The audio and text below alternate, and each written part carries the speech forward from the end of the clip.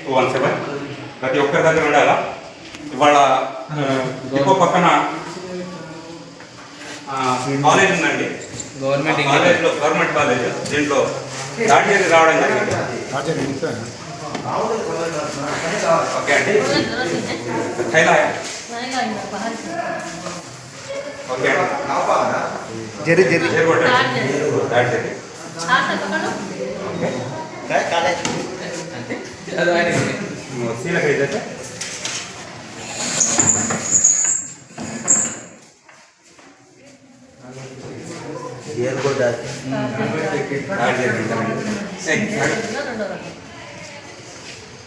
Okay అండి, okay sir. దయచేసి ఎవరన్నింట్లో ఎక్కడన్నా పాములు వస్తే చంపబాకండి. ఎందుకంటే మనలాంటి మూగ జీవాలే, ఇది తాడి చెర్రీ నాన్ వెజ్.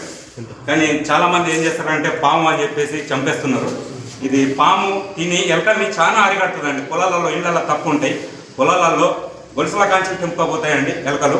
వాటిని తినడానికి భగవంతుడు చైన్ సిస్టమ్ పెట్టిండండి.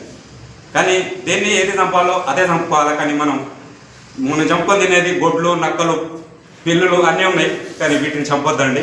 దీన్ని తినేది ముగిసని తినేది డేగా. ఇది చైన్ సిస్టమ్ పోతే ప్రళయమేనండి.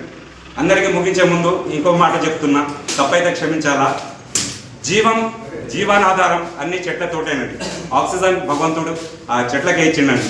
ఇవాళ మనం ఆ చెట్లను కానకుండా కొమ్మకు తీగ అడ్డం వస్తే కొమ్మని కొట్టేస్తున్నారు, చెట్లను కానట్లేదు. ప్రతిరోజు ఎన్నో సందర్భాలు వస్తున్నాయి. చాలామందికి ఇండ్లు బండ్లు కొంటున్నాం, పుట్టినరోజు చేసుకుంటున్నాం. కానీ ఒక చెట్టును మరుస్తున్నామండి. ఎన్నో అవకాశాలు వస్తాయి. ప్రతి ఒక్కరు ఒక పుట్టినరోజు, గృహప్రవేశము, శారీ ఫంక్షను, చావు, పుట్టుకో, ఒక చెట్టును పెడదాం. ప్రపంచాన్ని, పర్యావరణాన్ని, రాబోయే భవిష్యత్ తరాలను కాపాడే ప్రయత్నం చేద్దాం. సయ్యద్ రహీం పాషా, జయశంకర్ జిల్లా, భూపాల్పల్లి నివాసి. చదువు రాకముందు కాకరకాయ అన్నాడంట, చదువు వచ్చిన తర్వాత అదే కాకరకాయని పట్టు కీకరకాయ అన్నాడంట. మనం చదువుకున్న మహానుభావులం అండి.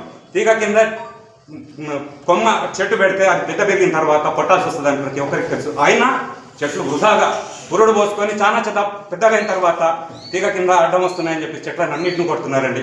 దయచేసి